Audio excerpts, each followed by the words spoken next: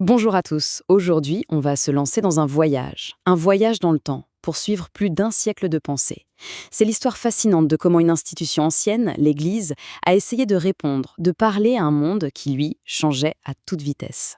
Et la question de fond, celle qui va vraiment nous guider, c'est celle-ci.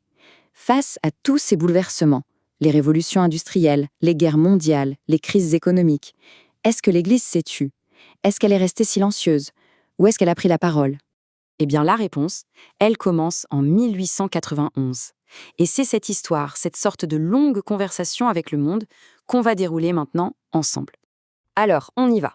On plonge directement à la fin du 19e siècle. Imaginez un peu l'ambiance, le bruit, la fureur, les usines, bref, en pleine révolution industrielle. Et voilà le point de départ, le document fondateur, Rerum Novarum.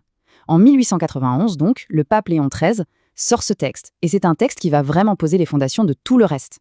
La question, c'est pourquoi maintenant? Pourquoi en 1891?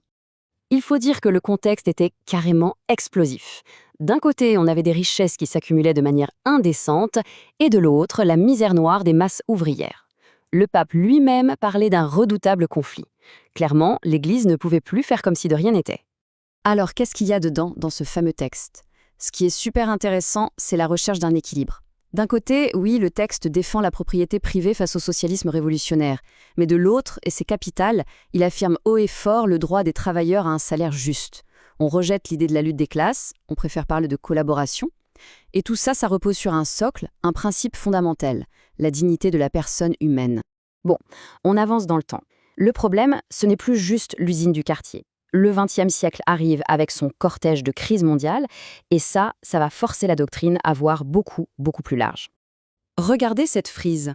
C'est ça qui est frappant, la réactivité de cette pensée. La crise de 29, boum, quadragesimo anno. La crise des missiles de Cuba, la peur de l'apocalypse nucléaire, juste après, Pacem in terris, c'est presque un dialogue en temps réel. Chaque grand choc mondial déclenche une nouvelle réflexion. Et en 1931, un concept super important fait son apparition, la subsidiarité. Alors, ça peut paraître un peu technique, mais l'idée est en fait assez simple et puissante.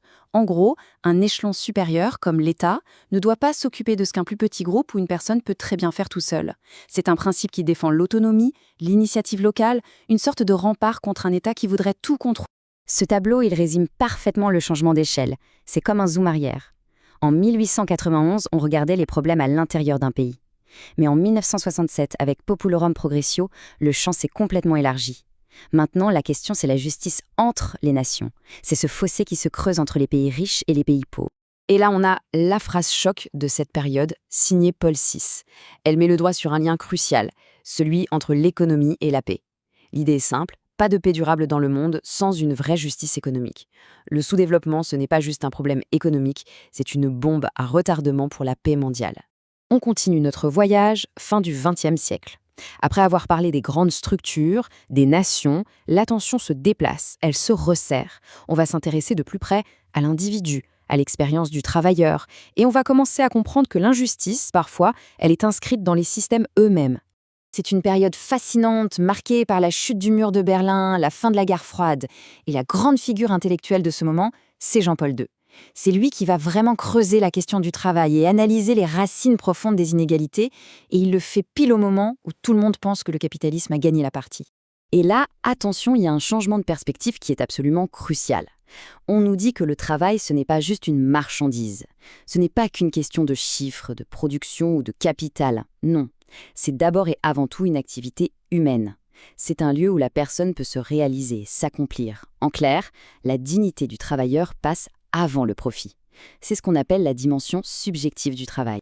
Et c'est là que Jean-Paul II va introduire une notion très forte, les structures de péché. L'idée, c'est que le problème n'est plus seulement une question de mauvaises actions individuelles. Non, le problème vient des systèmes eux-mêmes, des systèmes économiques, politiques, qui sont comme cassés à la base, et qui mécaniquement produisent et perpétuent l'injustice. On pensait par exemple à la crise de la dette des pays du Sud à cette époque. Allez, on arrive à notre époque, le XXIe siècle. Et là, un nouveau mot d'ordre s'impose.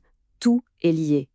On commence à comprendre que les crises, qu'elles soient financières, écologiques, sociales, eh bien, elles sont toutes profondément interconnectées. Et encore une fois, on voit ce même schéma. La pensée sociale réagit au grand choc du monde. La crise financière de 2008, ça donne Caritas in Veritate. La montée de la conscience écologique, ça aboutit à Laudato Si. Et bien sûr, la pandémie de Covid qui inspire directement Fratelli Tutti. Chaque crise est une occasion de pousser la réflexion un peu plus loin. Juste après le crash de 2008, Benoît XVI publie Caritas in Veritate et c'est un véritable avertissement. Il dit, en substance, attention, une mondialisation purement économique, sans éthique, sans morale, c'est une mondialisation qui va droit dans le mur. L'économie ne peut pas fonctionner en vase clos, déconnectée de la vérité, de la solidarité. Ce ne sont pas des options sympas, ce sont des piliers indispensables pour un vrai développement humain. Et puis arrive le pape François, avec ce concept qui va devenir absolument central, l'écologie intégrale. L'idée de base, c'est que tout est connecté. C'est simple, mais c'est radical. On ne peut pas d'un côté dire qu'on aime la nature, et de l'autre ignorer la souffrance humaine. Le cri de la terre et le cri des pauvres, c'est en fait le même et unique cri. Ensuite, avec Fratelli Tutti, écrit en pleine pandémie, le message est on ne peut plus clair. Face à ce qu'il appelle la mondialisation de l'indifférence, la seule réponse possible, c'est de construire une vraie fraternité universelle. Et il s'attaque de front à cette culture du déchet, une culture où l'on jette aussi bien les objets que les personnes jugées inutiles. Bon, on a fait un sacré parcours là. Qu'est-ce qu'on retient de tout ça ? On est parti des conditions de travail dans une usine au 19e siècle pour arriver à la question de la survie de la planète entière. Le champ s'est incroyablement élargi. Et pourtant, il y a un fil rouge, une constance dans tout ça. Et ce fil rouge, le voilà. Ce sont ces 4 principes qui sont vraiment la colonne vertébrale de toute cette pensée. 1. La dignité de la personne humaine. C'est le point de départ non négociable. 2. Le bien commun. C'est le but qu'on vise. Et enfin, 3 et 4, la subsidiarité et la solidarité. Ce sont les 2 jambes pour y arriver. Donc s'il y a une chose à retenir, c'est vraiment ça. La doctrine sociale de l'Église, ce n'est pas un manuel de règles gravé dans le marbre, pas du tout. C'est bien plus une tradition vivante, une pensée en mouvement, qui est en dialogue permanent avec les défis d'un monde qui n'arrête pas de changer. Ce qui nous amène à maintenant.